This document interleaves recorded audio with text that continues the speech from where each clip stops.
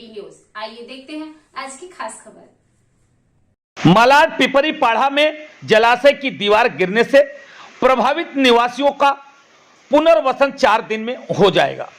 मलाडपुर स्थित अंबेडकर नगर पिपरी पाड़ा में वन विभाग के निवासियों को बरसात में हो रही दिक्कतों को ध्यान में रखते हुए वैकल्पिक जगह देने की मांग को लेकर भाजपा के वरिष्ठ नेता विनोद मिश्रा के नेतृत्व में एक प्रतिनिधि मंडल मनपा आयुक्त इकबाल सिंह चहल से मुलाकात की और एक आवेदन दिया। प्रतिनिधि मंडल में भाजपा गठ के नेता प्रभाकर सिंधे, कमलेश यादव, राजश्री सिरवाडकर और रीता मकवाना शामिल थे। प्रतिनिधि मंडल ने आयुक्त को बताया कि 2 जुलाई 2019 को अंबेडकर नगर पिपरी पाड़ा मलाड हिल जलाशय की दीवार गिरने से 32 नागरिकों की मौत हो गई थी। कई अन्य लोग घायल भी हुए थे।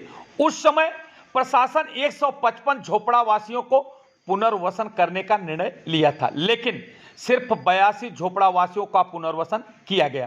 73 झोपड़ा वासियों का 3 वर्ष के बाद भी पुनर्वसन नहीं किया गया।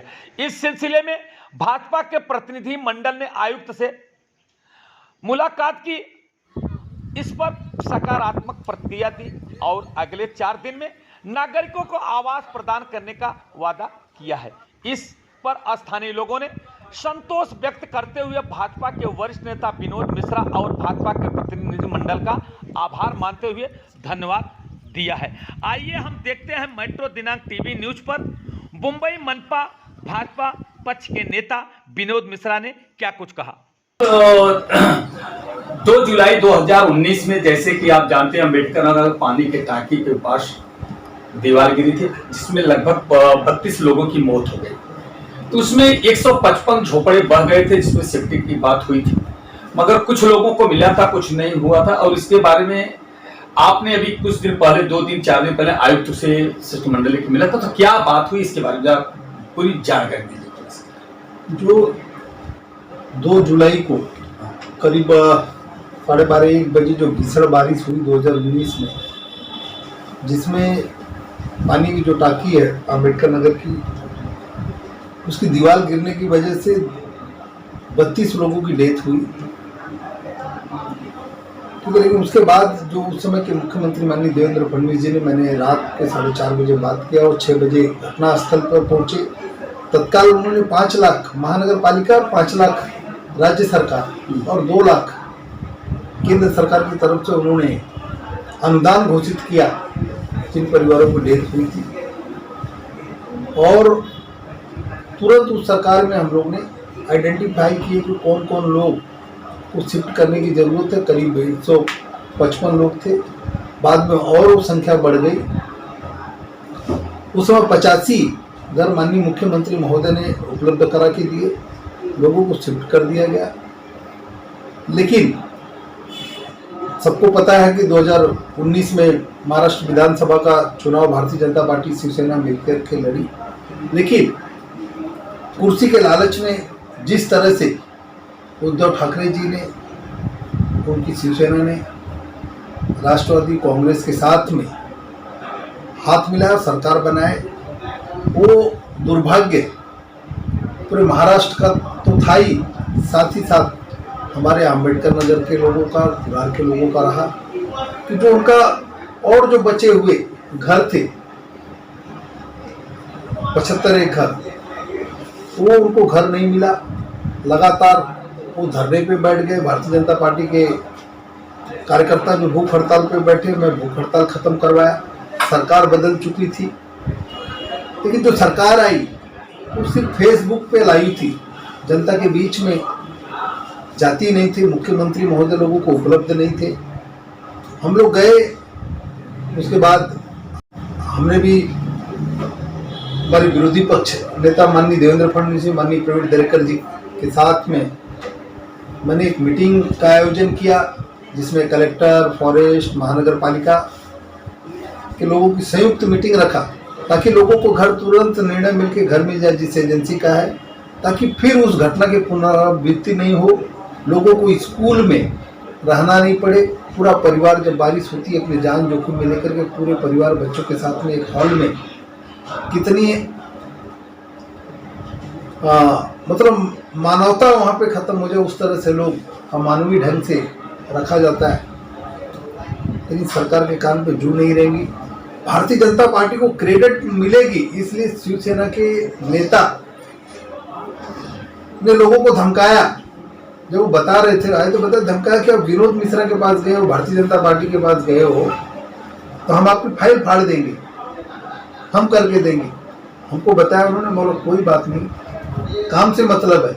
मैं प्रवीण दरेकर जी को समझा दूंगा कि हमारी मीटिंग कैंसिल हो गई, आपके काम होने से मतलब है। बेचारे 1 साल तक वहां पर धरने पे बैठे रहेंगे। आप सब लोगों ने, मीडिया के लोगों ने मुद्दा उठाया। सम्मानीय आमदार साहब के ऑफिस में उन्होंने धरना दिया। आमदार साहब ने उनको घर तो दिया नहीं, उल्टा पुलिस स्टेशन में बंद करवा दिया। मुझे समझ में नहीं आता है, और एक बात का अफसोस भी होता है कि जनता ने वोट दिया, हम जनता के पास हाथ जोड़ करके जाते हैं।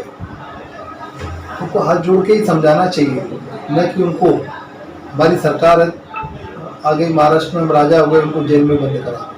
आपने आश्वासन दिया था, आपका मुख्यमंत्री थे, उनको घर देना चाहिए था। वो अपने हक के लिए मांग रहे थे, अपने बच्चों और खुद की जीवन सही सलामत रहे उसलिए बात कर रहे थे।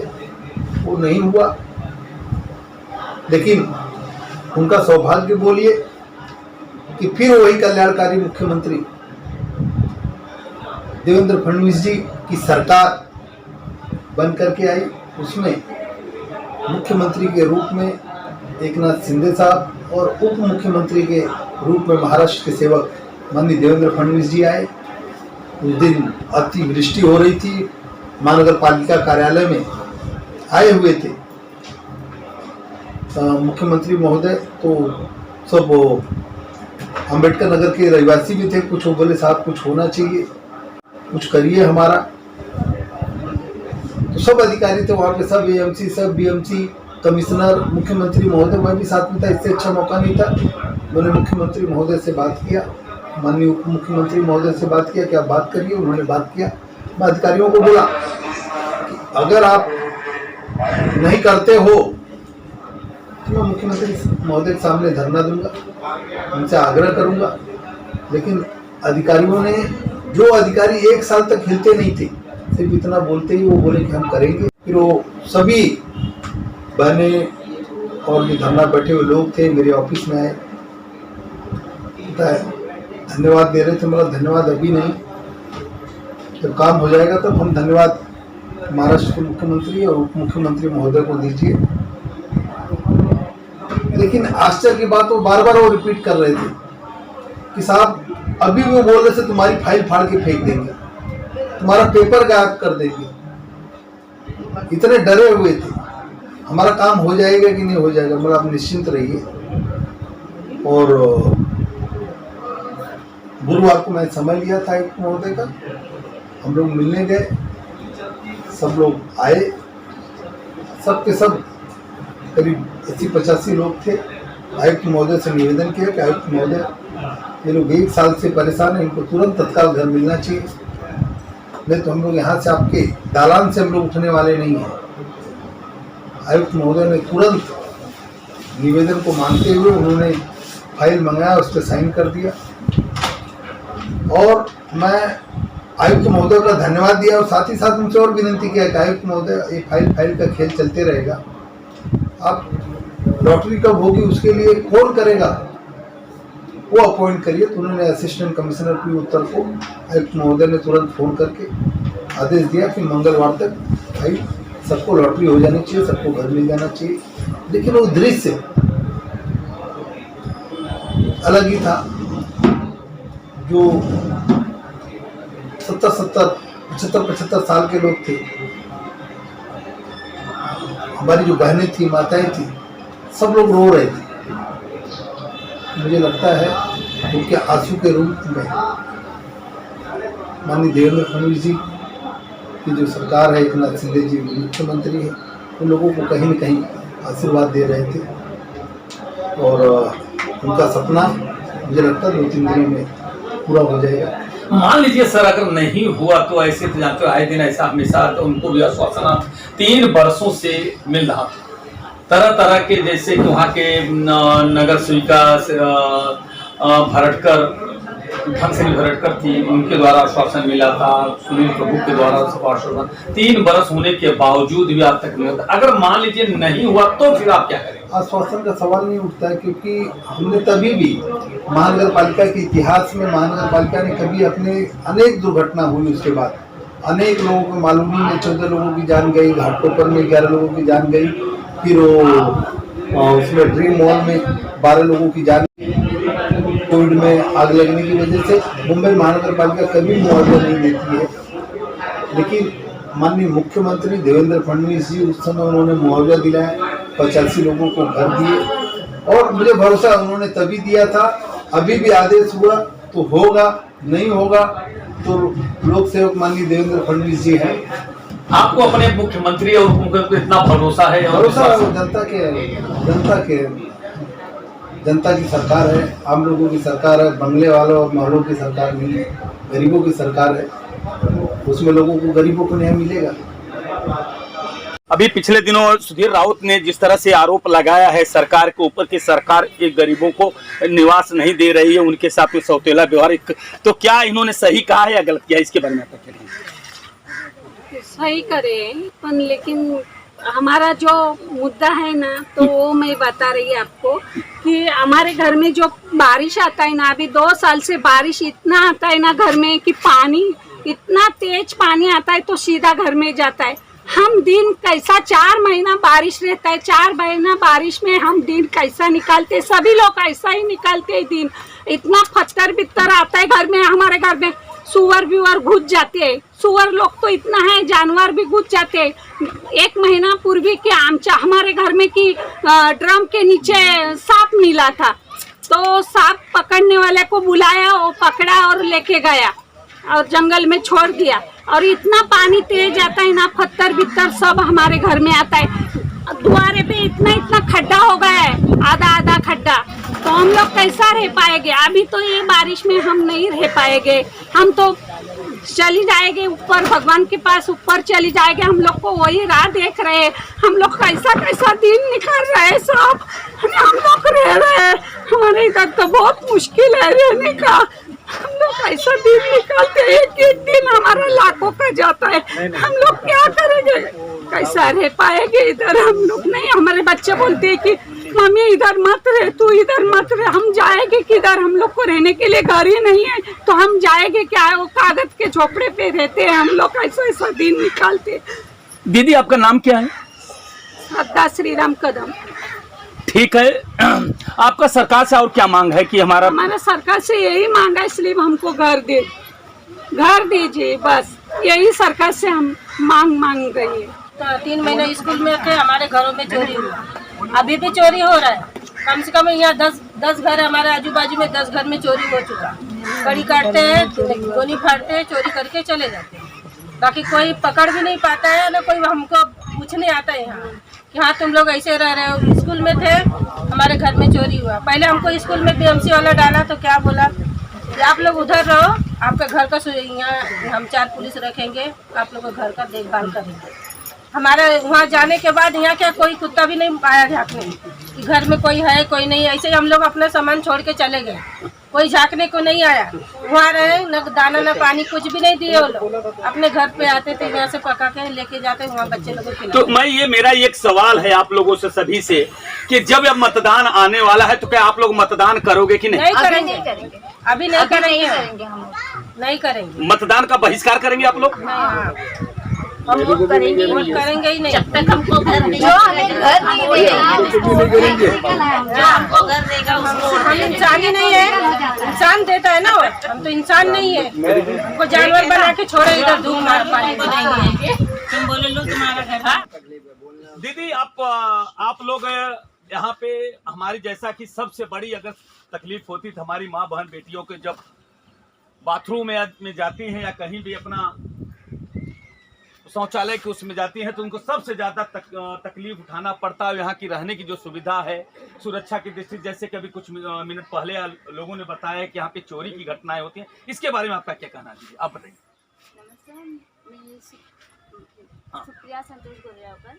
यहाँ पे तो बाथरूम वगैरह की कोई सुविधा नहीं है। हम 10-10 औरतें बन के एक पतरे का प्लास्टिक लगा के हम बाथरूम बनाते हैं और वो यूज़ करते हैं। पानी का तो हमारे इधर 4 दिन के बाद पानी आता है, इसके लिए हमको पानी जमा करके रखना पड़ता है। लेकिन हमारे जैसे ये मुद्दा है 2019 में जो दीवार गिरी BMC का, उसमें 32 लोग मर गए, उसमें ज़्यादा करके छोटे बच्चे थे और 84 लोगों को शिफ्टिंग किया है और बाकी के हमें 100 लोगों को हमें यही मरने के लिए छोड़ दिया।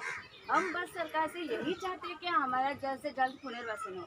जब भी बारिश के टाइम पे, अभी 3 साल होने आया, जब भी बारिश के जून में बारिश चालू होती है तब BMC के लोग हमें आते हैं और हम जैसे पानी इतना भरता है कि नीचे की ज़मीन नहीं दिखती है और हमारे बच्चों को लेके हम ये जो हमारा स्टेज है इसके ऊपर सब महिला और बच्चों को, जो हमारे बड़े बड़े बच्चे हैं वो हमें ला के यहाँ खड़ा कर देते हैं। जब हम BMC को कंप्लेंट करते हैं तो BMC आके हमें स्कूल में रखती है। इसी साल में 3 महीना हमने स्कूल में निकाला है, घर पे आना, खाना बनाना, बच्चों को लेके वापस उधर जाना, ये पूरा 11 महीने का ये सिस्टम चालू है हमारे साथ। हमने आमदार से भी बात किया था, आमदार जी ने हमारा पूरा काम किया है घर का, लेकिन हमें शिफ्टिंग क्यों नहीं दी जा रही है, ये हमारा मेन मुद्दा है। हम यही जानना चाहते हैं कि आखिर क्या काम या कौन सी ऐसी प्रॉब्लम है जो कि हमें घर नहीं दिया जाता है। हम इसी वजह से हमें और लाइट, पानी, ये तो हम हर सालों से ये झेलते आ रहे हैं। हमारे पास तो यही है। पानी की सुविधा आपको मुंबई महानगर पालिका द्वारा दिया गया है कि आप लोग अवैध कनेक्शन के द्वारा या कैसे? अवैध कनेक्शन के द्वारा। ये जो शौचालय वगैरह यहाँ पे बनाए गए हैं? नहीं, हमारे लिए नहीं।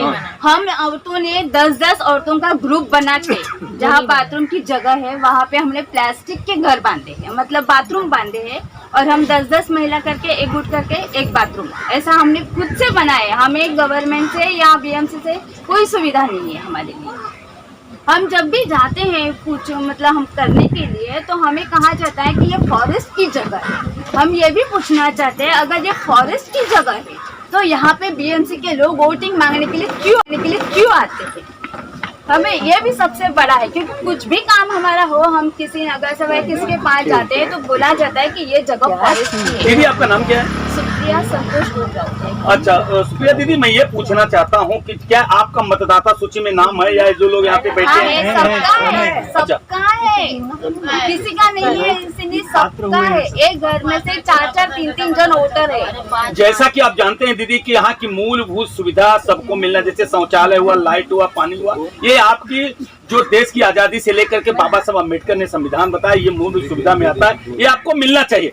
इससे आपको अभी नहीं मिल रहा तो आपको कैसा महसूस हो रहा है? बहुत बुरा महसूस हो रहा है। ऐसे लगता है कि हमें देश के वासी है ही नहीं। मतलब जो हमारा, हम उन्हें वोट करते हैं वो बेफालतू का वोट करते हैं। हम किसी सिर्फ कुर्सी के लिए, हमें सिर्फ वोटर की नजरों से देखा जाता है, इंसान की नजरों से हमें नहीं देखा जाता। इससे आपके बच्चों की पढ़ाई का कैसा प्रभाव पड़ता है दीदी? बच्चे क्या, दिन में अभी उजाला है तब तक बच्चे पढ़ते हैं, रात के दिन में लाइट नहीं रहेगी। 7 बजे लाइट आती है और सवेरे 9 बजे तक रहेगी। इतना ही कालावधि में लाइट रहती है, नहीं तो लाइट नहीं रहेगी। तो बच्चे हमारे ऐसे ही बाहर बैठ के पढ़ो या रात को जो डिम लाइट रहती है उसी में पढ़ो।